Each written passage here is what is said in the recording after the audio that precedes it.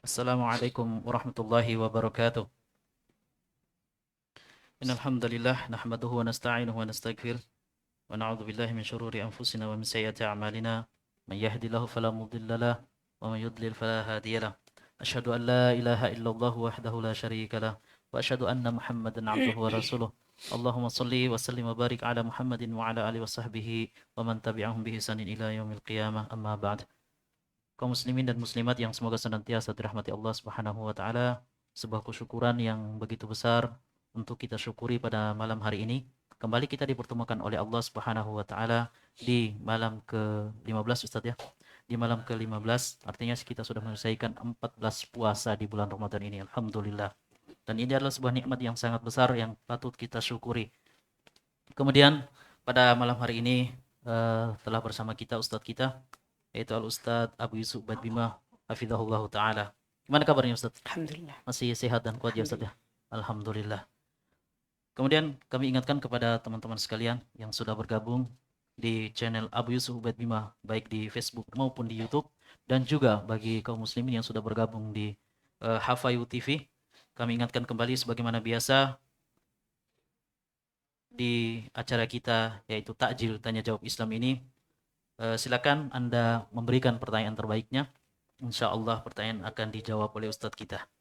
Baik, kami ingatkan kembali sebagaimana biasa di akhir acara kita akan ada pengumuman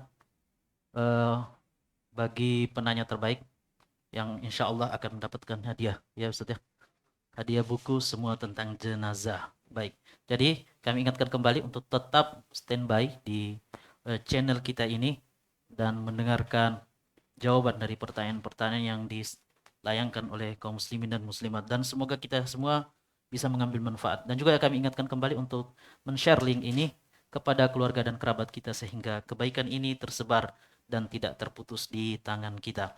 Alhamdulillah. Sekarang sudah banyak pertanyaan masuk Ustaz. Kita langsung saja.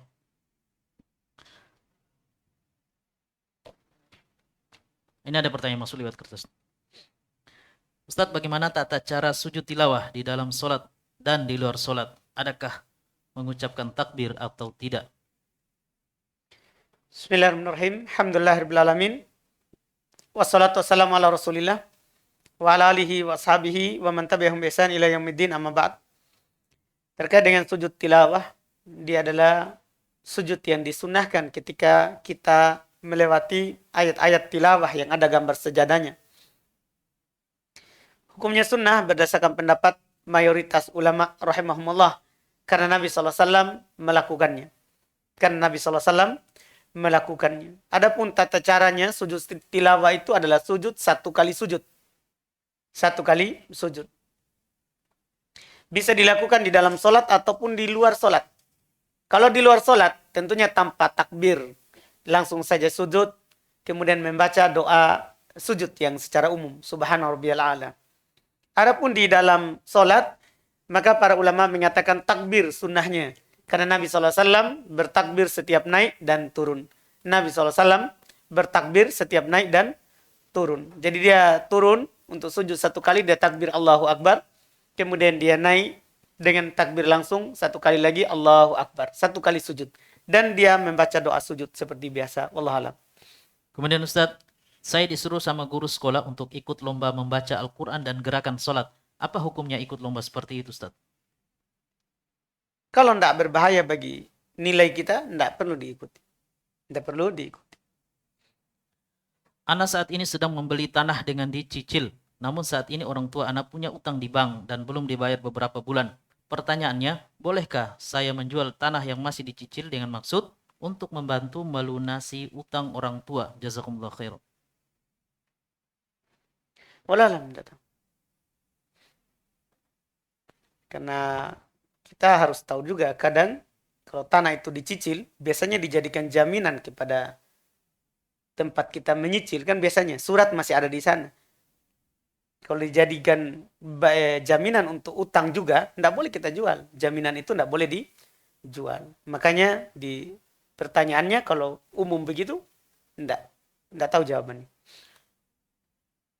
Saya tinggal di rumah sepupu. Terus sepupu saya kerja proyek dan biasa juga pinjam uang di bank untuk dipakai bisnis. Pertanyaannya, apa hukum membantu sepupu saya mempromosikan jualannya dan apa hukum memakan makanan yang beliau beli pakai uang hasil dari proyek? Barakallahu fiik. Iya, kalau kita dikasih sebagai hadiah, halal untuk kita. Halal untuk kita. Adapun membantunya, tidak boleh. Karena kita dilarang untuk membantu di atas dosa dan maksiat. Ini kalau proyeknya ada sogok menyogok. Adapun kalau tidak ada sogok menyogok, tidak ada masalah dengan iya proyeknya. Wallahualam. Baik. Ini ada pertanyaan. Hal-hal yang harus dipelajari setelah hijrah Ustadz, apakah cukup tauhid dan akidah yang benar? Dan apa seseorang yang belajar harus menyampaikan ilmu di mimbar atau cukup saling menasihati? Nasihatnya untuk orang yang menjadi panitia kajian agar berhenti main HP dan mendengarkan ilmu. Baik, Masya Allah. Jadi kalau orang baru hijrah, bukan hanya tauhid saja. Tauhid itu yang pertama, wajib. Wajib dia pelajari makna la ilaha illallah, makna syahadat Muhammad Rasulullah. Itu dulu yang pertama. Sebagaimana hadis Nabi SAW ketika belum mengutus Mu'ad ibn Jabal ke Yaman. Kata Nabi, "Falyakun awwal ma tad'uhum ilaih syahadat la ilaha illallah." Hendaklah yang pertama sekali yang kamu dakwakan kepada mereka adalah bersyahadat la ilaha illallah. Itu yang pertama yang wajib. Kalau kita sudah tahu itu, maka wajib kita belajar bagaimana berwudu yang sah, bagaimana sholat yang benar, bagaimana puasa yang diterima, bagaimana kewajiban zakat, bagaimana berhaji, berumroh kalau kita mampu. Wajib dia kita pelajari rukun-rukun Islam. Wallahu alam. Iya. Lanjutannya tadi apa? Nasihatnya bagi panitia kajian yang sibuk main HP. Iya. Ya seharusnya, ya nasihatnya seharusnya mereka yang paling semangat untuk mendengar ilmu, bukan sibuk main HP. Ini kekurangan dari sebagian panitia. Kadang mereka kalau ada kajian, ya, tidak dengarkan kajian, tapi di belakang mimbar, di belakang cerita. Ini kekurangan tentunya, ini kesalahan. Ini kesalahan. Iya, ini tidak pantas tentunya. Panitia itu yang paling pertama mendengarkan dan yang paling menunjukkan bahwa mereka adalah orang yang bersemangat dalam mendengarkan apa? Kebaikan. Orang yang bersemangat dalam mendengarkan kebaikan. Bukan berarti panitia cerita sendiri di belakang tirai, ya, yang lainnya dengar, yang lainnya yang datang ke sini misalnya dengar. Panitianya cerita sendiri di belakang makan-makan, minum-minum. Ini tidak pantas. Tidak pantas. Yang jelas panitia adalah orang yang paling pertama karena dia yang mengadakan. Dia yang mengadakan. Itu wallahualam, semoga mereka diberi hidayah oleh Allah. Kita disyariatkan membaca surah Al-Fatihah setelah imam membaca Al-Fatihah. Bagaimana cara membaca surah tersebut pada rakaat terakhir pada saat witir?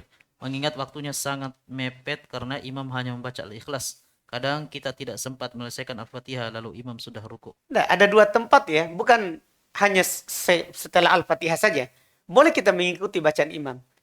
Ya kalau kita tahu nanti dia akan baca Al-Ikhlas, kita ikuti. Dia bilang Alhamdulillahirabbil alamin, kita baca juga apa?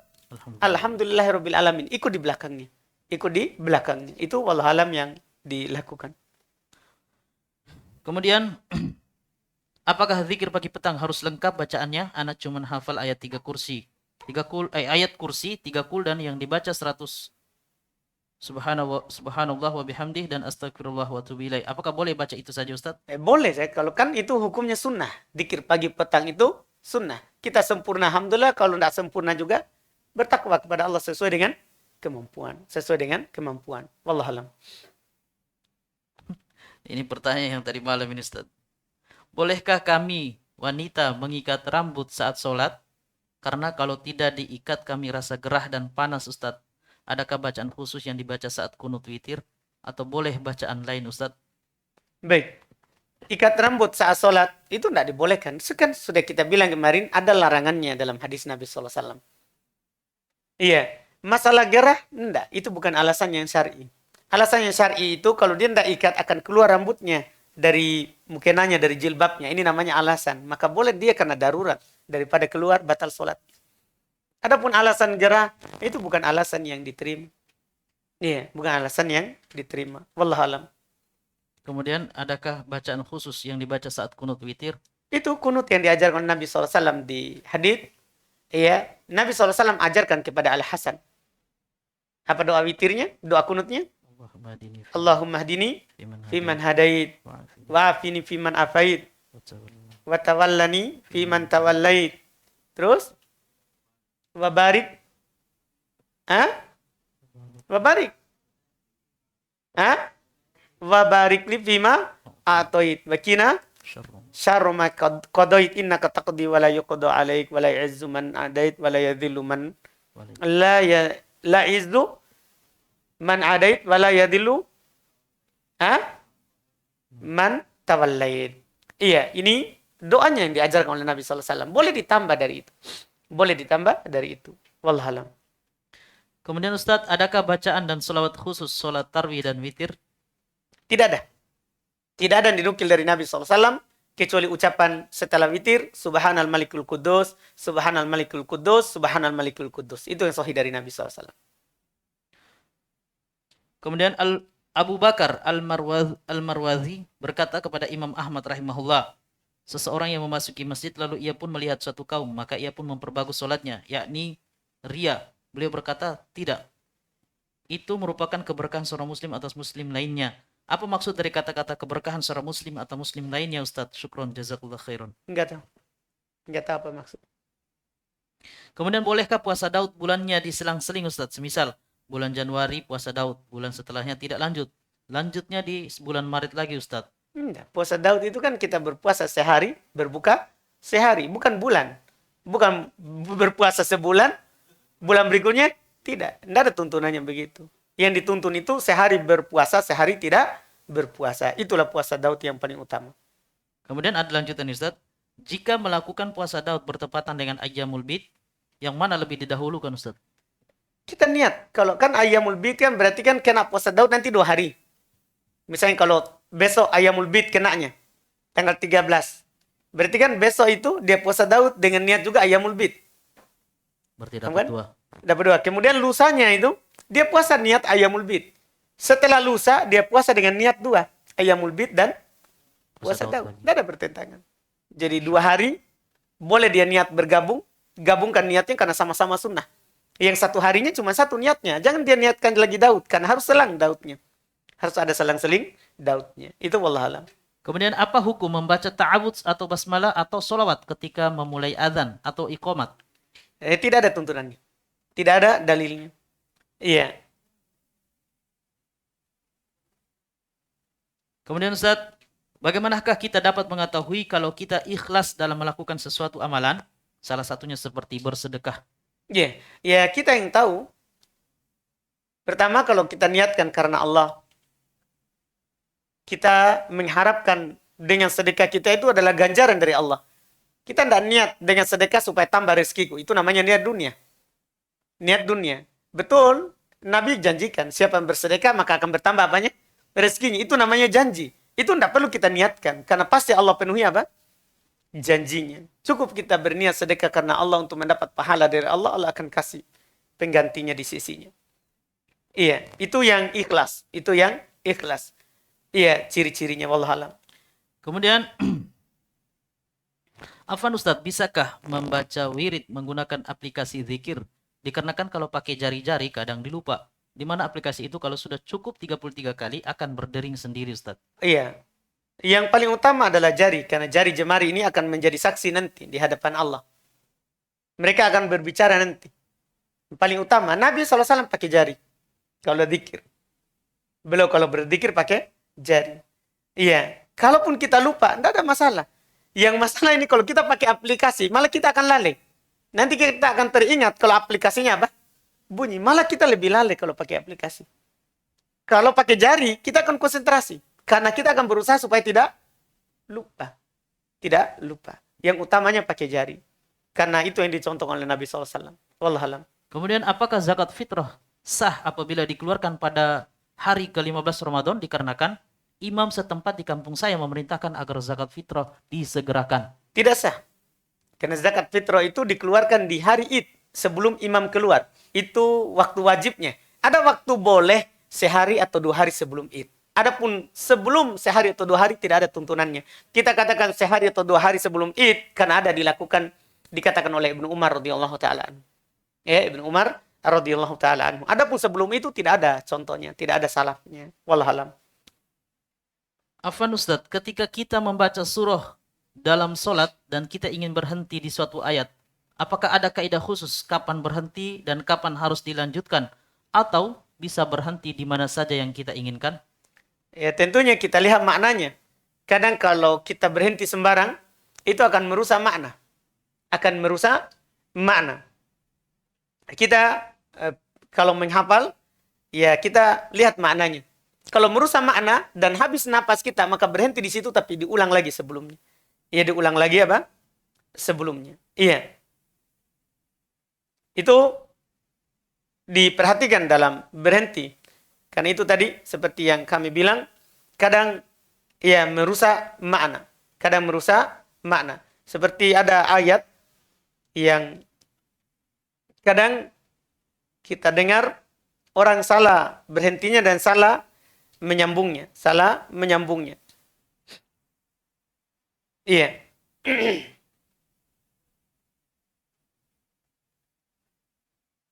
Seperti yang kadang kita dapatkan itu di ayat di surah Al-Baqarah. Antum coba perhatikan ayat ini. Am kuntum syuhada id hadara Yaqubul maut. Id qala li banihi ma ta'buduna min ba'di. Qalu na'budu ilahaka wa ilaha abaika Ibrahim wa Ismail wa Ishaq. Kadang dia habis napasnya karena panjang. Wa Ishaq sampai Ishaq. Terus dia mengulang sebelumnya. Wa Ishaq ilahu wahida. Ini fatal maknanya. Jadinya dan Ishak dia adalah Tuhan yang satu-satunya.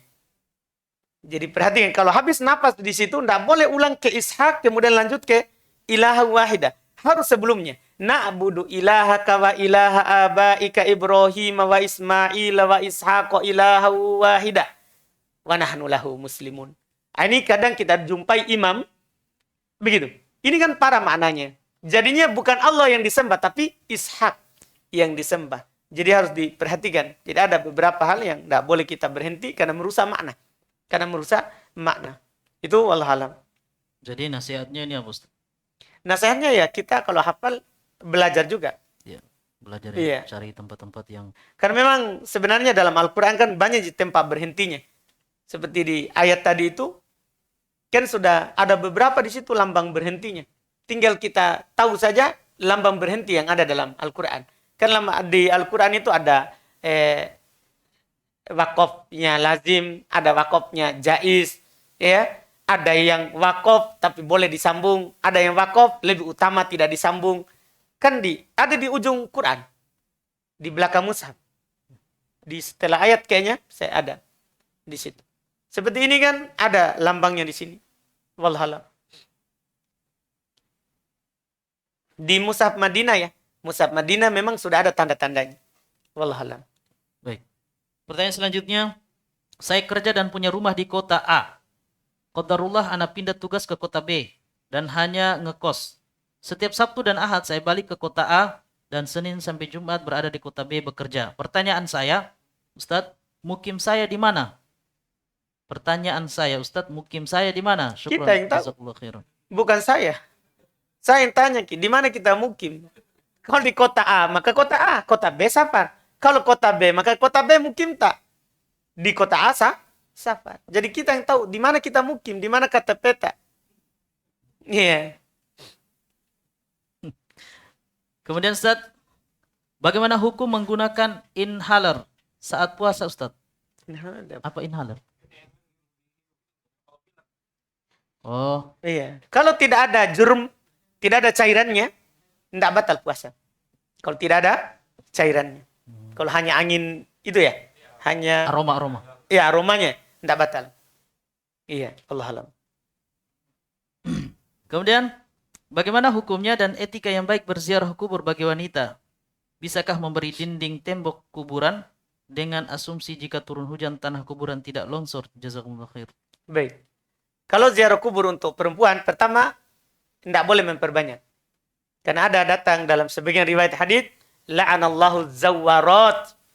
Allah subhanahu wa ta'ala melaknat zawwarat, para perempuan yang sering ziarah kubur. Iya. Dia boleh ziarah kubur. Dia boleh ziarah kubur, tapi tidak boleh sering. Sebagaimana dalam hadits Ummu Atiyah, nuhina anittiba'il janaiz, walam yu'zam alaina. Kami dilarang ikut jenazah, tapi tidak ditekankan pelarangannya. Tidak ditekankan pelarangannya. Artinya boleh, bukan sunnah bagi perempuan. bukan sunnah bagi perempuan. Kemudian adabnya tidak boleh sampai di sana memukul-mukul pipi. Aduh, ini sudah kenapa kita duluan sambil pukul pipi. Tidak boleh merobek-robek baju. Tidak boleh. Kan itu niyaha. Kan itu masuk dalam apa? Niyaha. Kita ziarah untuk mengingat mati dan mendoakannya. Untuk mengingat mati dan mendoakannya. Bukan berdoa kepadanya. Itu juga adab. Kita bukan berdoa kepada orang yang mati. Tapi mendoakan orang yang mati. Itu wallahu alam. Kemudian yang kedua, apa hukum? Apa hukum memberi dinding tembok kuburan dengan asumsi jika turun hujan tanah kuburan tidak longsor? Itu dipastikan dulu. Karena pada dasarnya kita dilarang untuk mencat, mengapuri, mensemen kuburan. Tapi dipastikan dulu. Apakah kalau tidak dilakukan itu akan roboh, hancur kuburannya karena kena banjir, kena hujan, itu dilihat. Itu nanti dilakukan karena dibutuhkan. Dilakukan karena dibutuhkan. Dan butuhkan itu sesuai dengan kebutuhannya. Tidak boleh berlebihan. Itu wallahualam nanti dilihat bentuknya. Apa boleh witir belakangan dengan imam yang sholat tarwihnya 20? Jadi yang awal Dia tidak witir.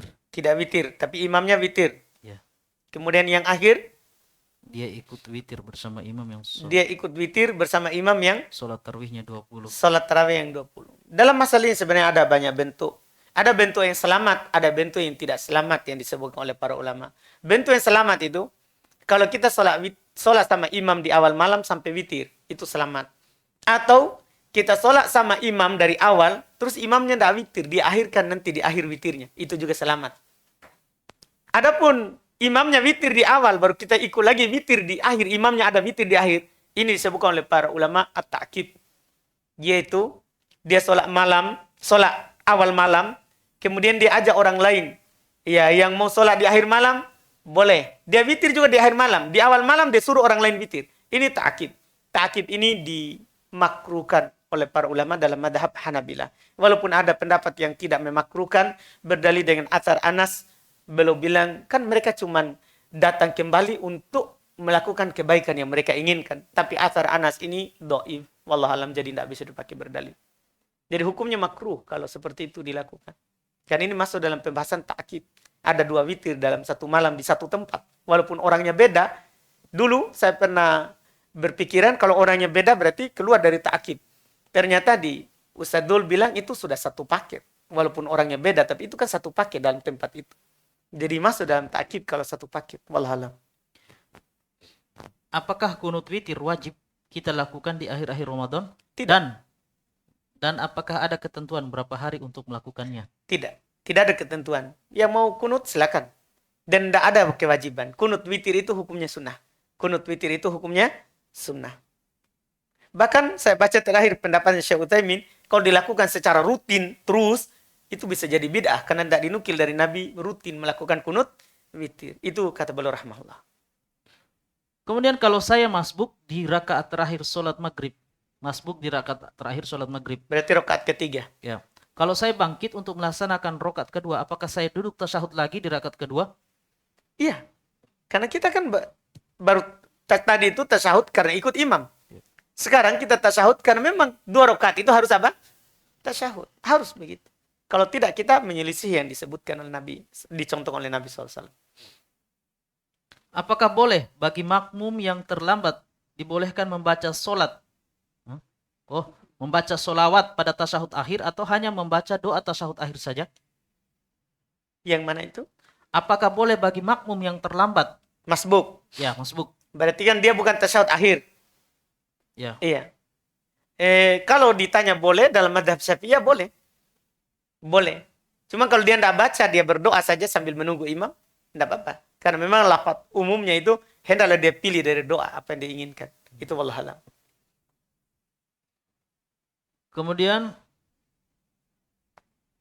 apa saja yang dilakukan saat i'tikaf sesuai sunnah? Apakah ada sholat taubat, tasbih dan lain-lain? Tidak ada sholat taubat, tidak ada sholat tasbih. Sholat taubat itu disunahkan kalau kita berdosa. Iya. Tidak ada juga sholat tasbih. Karena sholat tasbih itu hadisnya dhaif. Itu pun tata cara berbeda. Tata caranya berbeda. Iya, sholat tasbih. Jadi kita cukup sholat lail saja. Sholat malam. Salat malam. Wallahualam. Apakah seseorang itu berdosa jika menutupi sesuatu kebenaran demi menjaga hubungan tetap harmonis, tidak bertengkar? Karena jika mengatakannya dengan jujur akan jadi masalah. Syukron jazakumullah Sama khair. suami istri ya? Ya. Enggak apa-apa.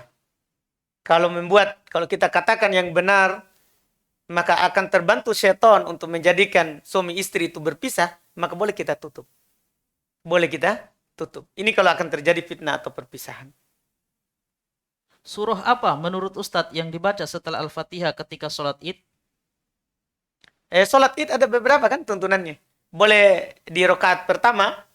Di rakaat pertama boleh sama dengan Jumat. Surat Al-A'la. Kemudian rakaat kedua apa? Al-Ghasyiyah. Boleh juga surah di rakaat pertama Qaf. Rakaat kedua setelahnya Al-Qamar. Boleh. Itu kalau mau panjang. Kalau mau panjang. Itu yang sunnah diukil dari Nabi SAW. Bolehkah membayar fidyah untuk orang tua yang sudah tidak bisa berpuasa kepada hanya satu fakir miskin? Ataukah harus 30 orang, Ustadz? Enggak. Boleh satu. Tapi berulang. Bukan satu sekaligus. Bukan sekaligus. Iya. Jadi kalau dia sehari ini kita kasih miskin. Besok kasih lagi itu. Boleh sama. Tapi bukan sekaligus kepada satu orang dalam satu waktu. Kalau sekaligus, enggak. Iya. Karena nanti dianggap dia makannya kapan. Nih.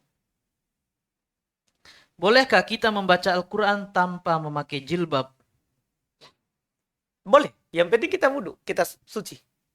Dari hadas besar dan hadas kecil. Walaupun tidak pakai jilbab, tidak ada masalah. Berdalil dengan hadis Aisyah.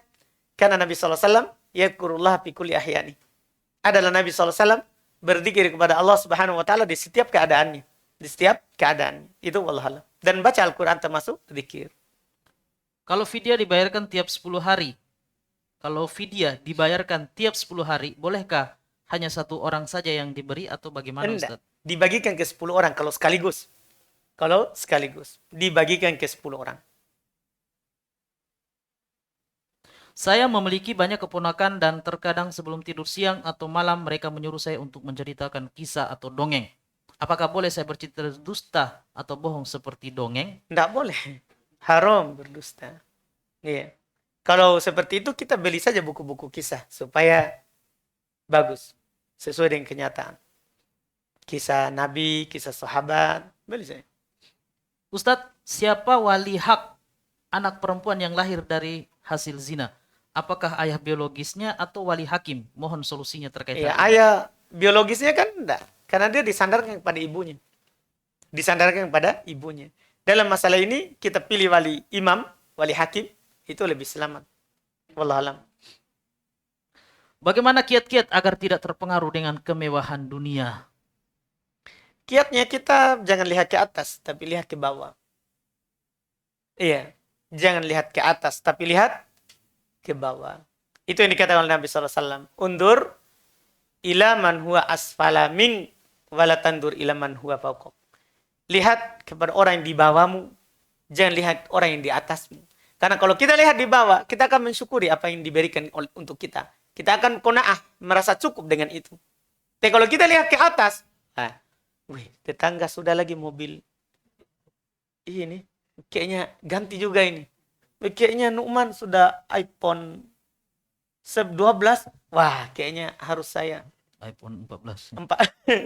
Iya, begitu maksudnya. Jadi kalau masalah dunia, supaya kita tidak terfitnah dengan kemewahan, lihat di bawah. Jangan lihat di atas. Wallahualam. Sahkah sholat jika kita bermakmum pada imam rukunya tidak tumaknina sekejap saja dan rukunya tidak sempurna atau ruku cuma setengah badan, tidak 90 derajat? Maaf karena imamnya gemuk dan perutnya besar. Kalau gerakan yang lain sempurna.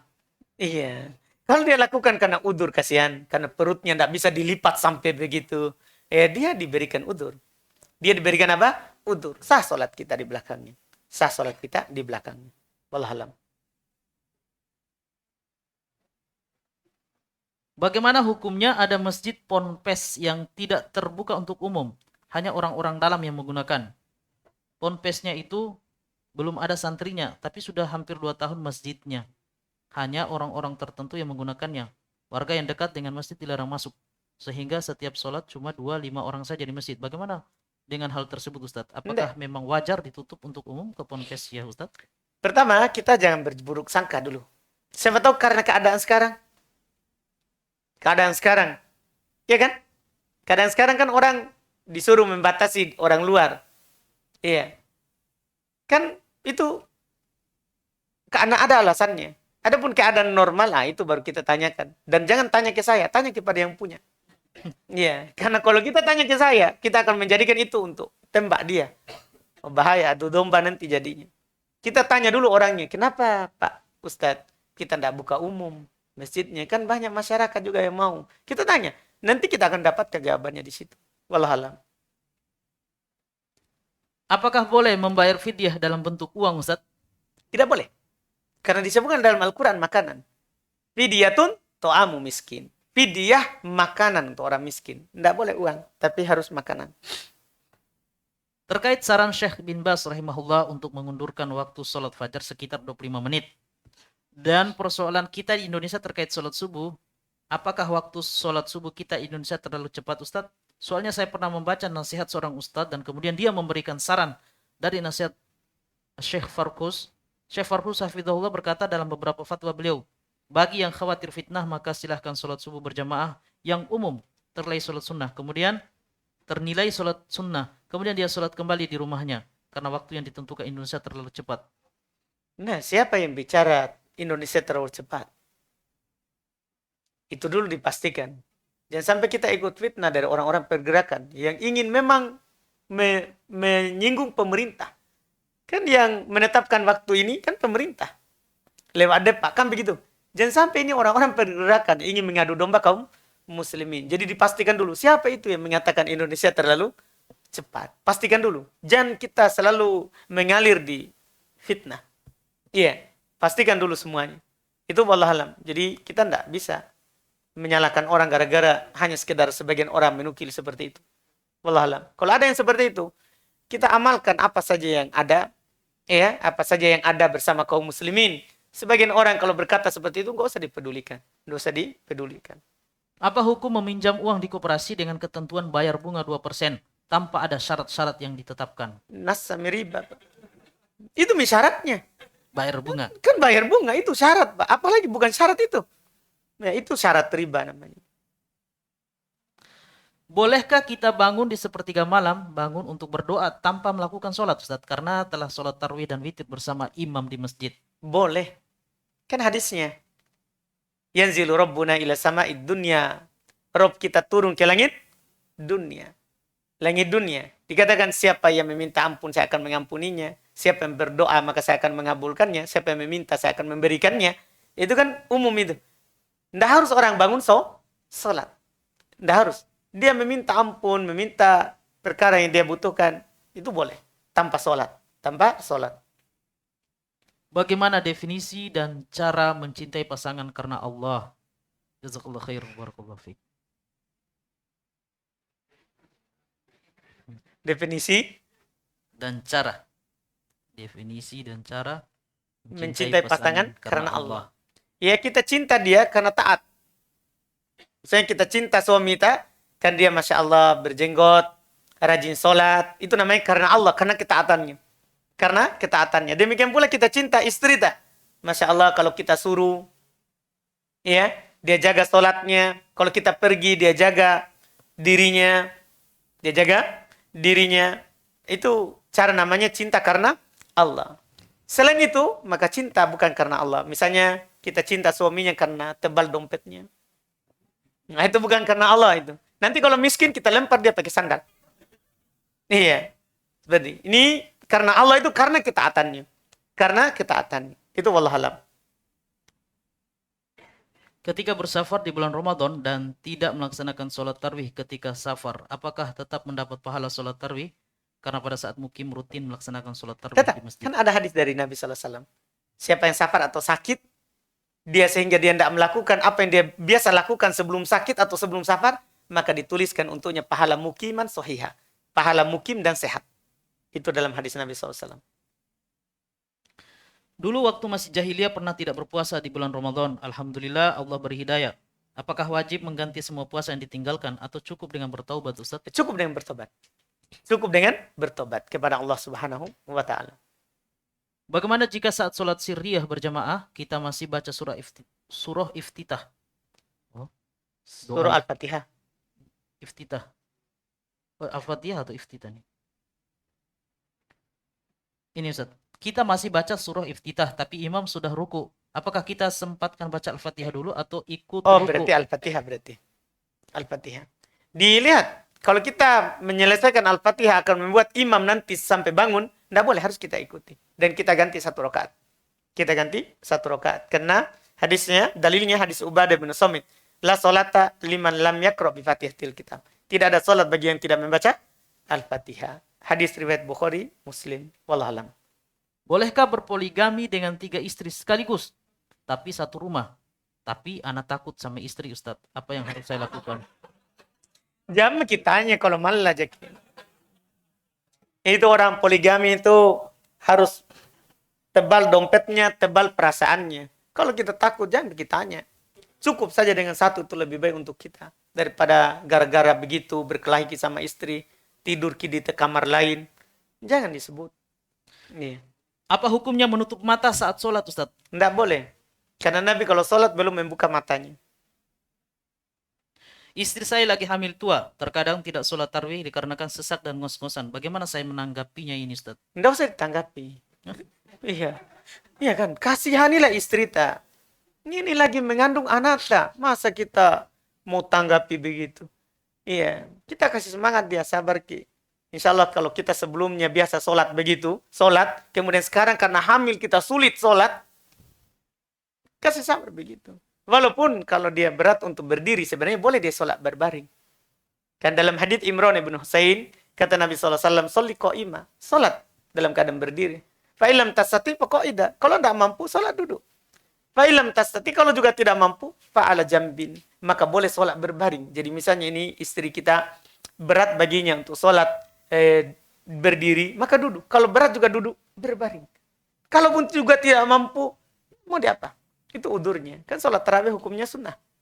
Artinya kalau dilakukan dapat pahala, kalau ditinggalkan dia tidak dosa. Apalagi ada udurnya. Wallahualam. Bagaimana jika istri telah dinasihati tentang hukum wajibnya sholat dan bahayanya meninggalkan sholat selama bertahun-tahun, tapi sampai sekarang dia masih sering meninggalkannya? Apakah boleh bercerai? Sabar, nasihati terus. Sabar dan nasihati terus. Jangan bosan. Iya, kita akan dapat pahala dari hal tersebut. Iya, kita akan dapat pahala dari hal tersebut. Apakah bisa mendapatkan malam Lailatul Qadar jika kita hanya beribadah di rumah saja? Syukron. Bisa. Karena kan hadisnya kan apa? Di hadis Abu Hurairah, "Man qama Lailatul Qadar."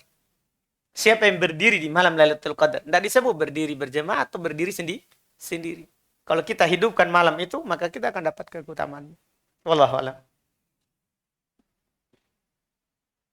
Ada ulama yang berpendapat bahwa kucing yang tidak najis hanyalah air liurnya saja. Adapun kencing dan kotorannya itu najis. Sedangkan dalam kitab Bulughul Maram kucing itu tidak najis. Yang mana yang benar? Ya, yang hadis. Kalau kita bingung begitu, yang benar itu hadis. Karena pendapat perkataan ulama bukan hujah. Hujah itu adalah Al-Quran, sunnah, hadis, dan pendapat sahabat kalau tidak menyelisih dalil atau tidak diselisih oleh sahabat lain. Itu hujah. Ya kalau kita bingung seperti ini, maka kita ikut dalil. Yang di Bulughul Maram yang diisyaratkan itu yang disebutkan oleh Hafidz bin Hajar rahimahullah ta'ala, hadis Abu Hurairah. Nabi SAW ditanya tentang kucing. Kata Nabi, "Innaha ya minat tawafin, innaha laisat binajis, innaha minat tawafin alaikum." Kucing itu tidak najis. Itu termasuk yang berkeliling di sekitar kalian. Tidak najis. Di sini air liurnya, badannya, semuanya tidak najis. Dimaafkan. Karena masyakoh. Kalau kita katakan kucing najis, air liurnya tidak, tapi kencingnya najis. Sama kan? Kan kenapa kucing dikatakan tidak najis? Karena ada masyakoh. Maksudnya berat bagi kita setiap lewat kucing kencing, cuci. Berat. Makanya dimaafkan. Bagaimana hukumnya Ustaz bila perempuan terlihat kaki atau auratnya saat sholat karena diganggu oleh anak atau tidak sengaja tersingkap? Baik, kalau kaki, telapak kaki maksudnya, atau telapak tangan, itu dimaafkan. Itu dimaafkan. Apalagi di sini dia tidak sengaja. Dimaafkan. Tidak batal. Adapun kelihatan betisnya, batal sholatnya. Karena kelihatan auratnya. Wallahualam.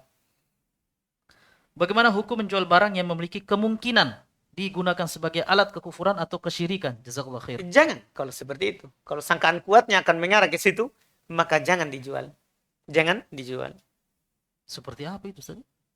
Yang digunakan sebagai alat kekufuran atau kesyirikan. Jimat. Hmm. Dia punya keris. Warisan dari kakek. Nah. Entah? Iya. Akhirnya dia jual barang anti, tapi orang akan jadikan.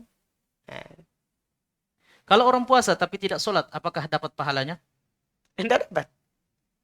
Iya. Karena kalau dia tinggalkan sholat karena sengaja, menentang kewajibannya kafir. Kalau dia tinggalkan sholat karena malas, dosa besar. Menggugurkan pahala puasanya. Afwan Ustadz, saya mau tanyakan tentang kasus tante saya yang suaminya mau rujuk kembali setelah ditinggal selama 25 tahun tanpa nafkah. Suaminya menikah lagi dengan wanita lain dan akhirnya cerai. Sementara tante saya tidak pernah menikah lagi selama ditinggal. Apakah kalau tante saya dan suaminya rujuk kembali pernikahannya sah? Apakah pernah ada kata talak? Nah, itu dia. Ya. Bang. Jadi diperhatikan dulu. Kalau ada kata talak dulu, enggak. Kecuali setelah menikah lagi. Kan begitu. Dan sebaiknya kalau kasus itu jangan tanya ke saya, tanya ke KUA. Insya Allah mereka bisa kasih tahu ke hukumnya. Bagaimana cara sholat witir bagi makmum yang ikut sholat tarwih di belakang imam yang melakukan 20 rakaat, sedangkan kita ingin ambil hanya 8 rakaat saja Ustaz? Ya ikut imam. Kalau memang begitu ikut. Kalau kita ikut di situ. Kalau tidak mau ikut, pilih imam yang lain. Di masjid lain. Di masjid lain. Bagaimana hukum berilmu tanpa beramal? Apa bisa menjadi sebab dicabutnya ilmu? Ya bisa. Ya. Itu berilmu tanpa amal itu an-nasara. Al-Yahudi. Ketika disebutkan ayat dalam surah Al-Fatihah ayat terakhir. Ghairil maghdubi alaihim waladdallin. Al-maghdub Nasara. Beramal tapi tidak ada ilmu. Ad-dallin Yahudi. Berilmu tapi tidak ada amalan. Dicela.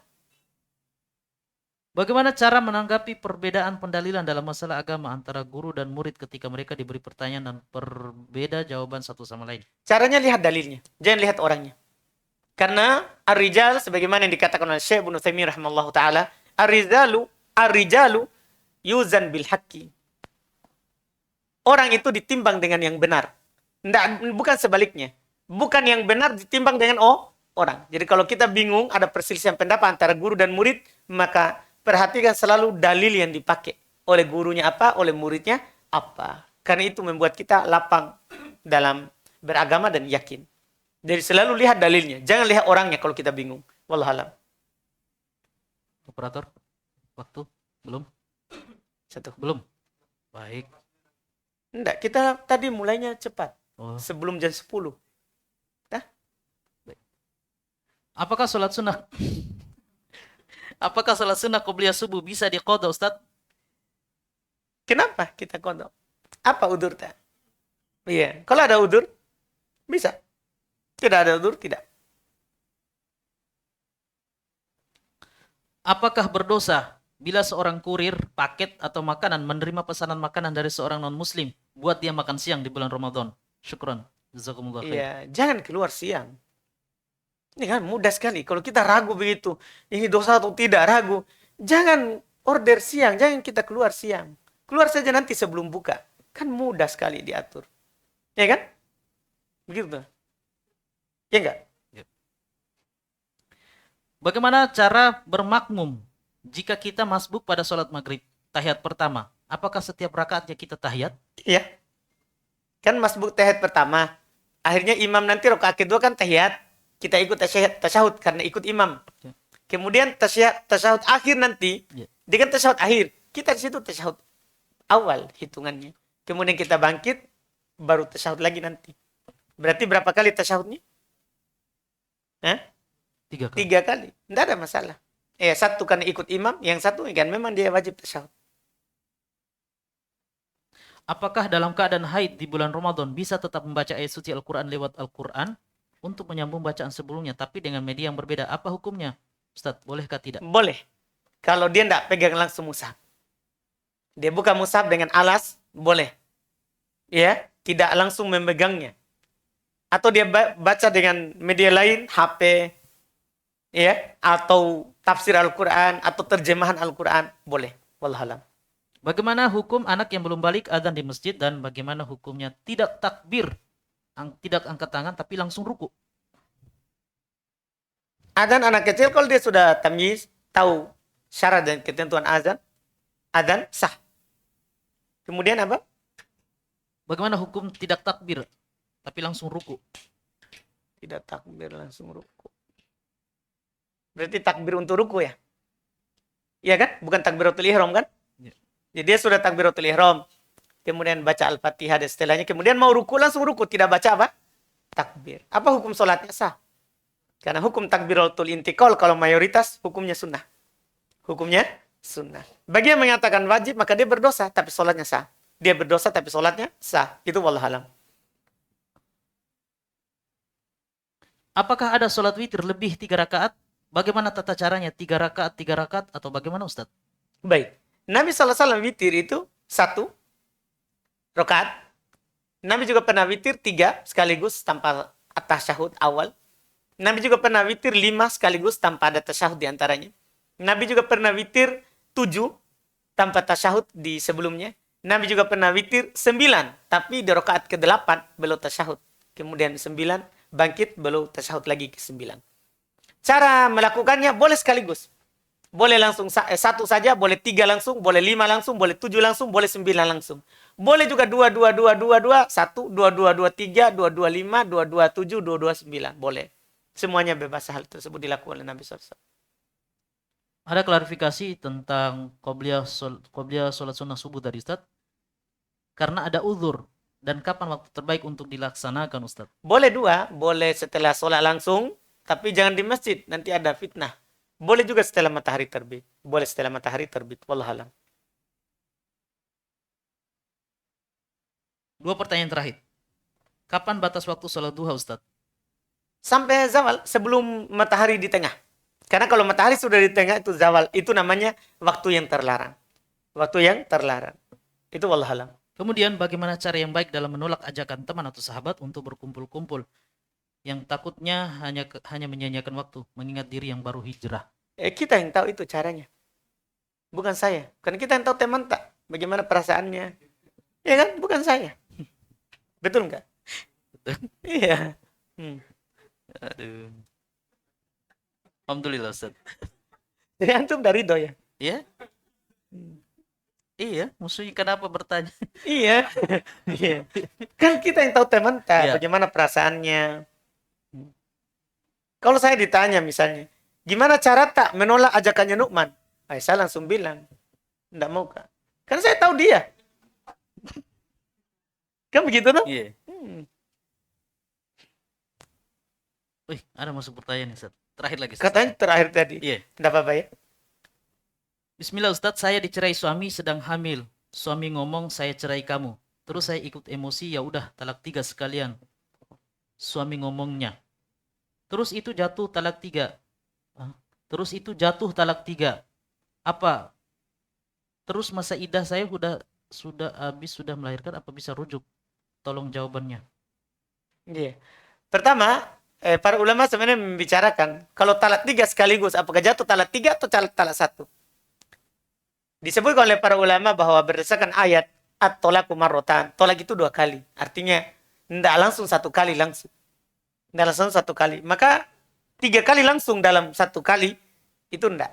Cuma ada penukilan dari Umar bin Khattab radhiyallahu taala anhu, beliau katakan jatuh untuk memberikan pelajaran supaya tidak mudah mengatakan talak. Supaya tidak mudah mengatakan talak. Itu ada sisinya juga, Masya Allah. Kemudian, idahnya melahirkan. Idahnya apa? Melahirkan. Jadi kalau sudah melahirkan bisa rujuk kembali? Tidak, sebelumnya. Oh, sebelum. Iya. Oh. Ini karena dia bilang, masa idah saya sudah habis, sudah melahirkan. Apa bisa rujuk? Nah, kalau sudah itu baru talak 2, talak 1, boleh, tapi akad baru, mahar yang baru. Tidak perlu dia menikah lagi. Tapi kalau udah talak 3, harus sudah menikah dulu perempuannya. Baru diceraikan lagi oleh suaminya. Jadi dilihat talak berapa tadi. Kan begitu. Yeah. Jadi talak, menentukan talak berapa itu penting sekali dalam hukum. Dia bilang talak 3 Ustaz. Suami ngomongnya begitu, talak 3. Tapi kan kita bilang tadi, kalau di ngomong 1 kali langsung, itu tidak terhitung. Oh, misalnya saya talak 3, itu iya, saya talak 3 kamu. Ya. Tidak terhitung, dihitung 1 begitu. Hitung 1. Baik. Ya. Sudah selesai Ustaz? Alhamdulillah. Kalau mau diikuti nih masuk terus pertanyaan. Alhamdulillah. Ya. Baik. Alhamdulillah maka terjawab sudah pertanyaan tadi. Sekarang ini untuk memilih pertanyaan terbaik ini Ustaz. Siapa yang punya dari teman-teman? Siapa tadi kira-kira pertanyaan terbaik? Poligami? Hah? Wih, ngerinya kita tadi. Kenapa bisa terbaik itu? Kenapa bisa terbaik? Marah ini ibu-ibu, Pak. Kalau kita bilang itu pertanyaan terbaik. Hah? Mau kita takut. Jadi kita kasih dia buku jenazah. Supaya dia ingat mati begitu, Pak. Wah, kejam sekali kita, Pak ya. Saya ada tadi yang bertanya masalah ziarah kubur sama Itu pas ya. Ya, ada wanita. Kalau Nukman sudah memilih, kita tidak dipilih. Iya. Tapi saya cari dulu. Siapa namanya di sini?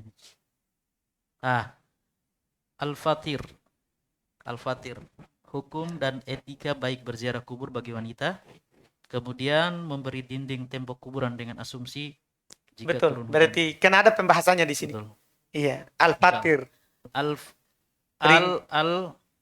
garis Fathir. Al-Fathir ya. Jadi Al-Fatir ini alhamdulillah antum mendapat hadiah dengan kategori penanya terbaik. Ya. Masya Allah, ini ada buku yang ditulis oleh guru kita Abu Yusuf Ubaid Bima hafizahullah ta'ala, semua tentang jenazah dari menjelang kematian hingga setelah kematian. Semoga bisa menambah wawasan antum untuk mengetahui bagaimana tentang penyelenggaraan jenazah dari menjelang kematian hingga setelah kematian. Dan juga ini adalah Masya Allah hadiah terbaik dari guru kita Abu Yusuf Ubaid Bima hafizahullah ta'ala, dan semoga bermanfaat. Silakan Saudara Al-Fathir menghubungi admin Facebook Abu Yusuf Ubaid Bima official ya. Kami ulangi, Saudara Al-Fathir untuk menghubungi admin channel Abu Yusuf Ubaid Bima official ya. Baik, demikianlah acara takjil kita pada malam hari ini. Semoga apa yang disampaikan oleh Ustadz tadi bermanfaat bagi kita dunia dan akhirat. Kemudian kami ucapkan jazakallah khairan Ustadz atas ilmu serta faidah yang telah antum sampaikan pada malam hari ini, dan juga jazakumullah khairan kepada manajemen Mushola Hafayu dan kru yang bertugas, dan juga kepada teman-teman yang sudah senantiasa setia menemani kita pada malam hari ini baik secara online maupun offline. Barakallahu fikum.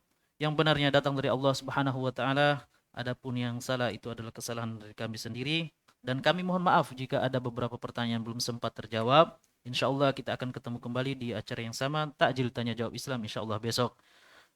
Subhanakallah wa bihamdik, asyhadu an la ilaha illa anta astaghfiruka wa atubu ilaik. Wassalamualaikum warahmatullahi wabarakatuh.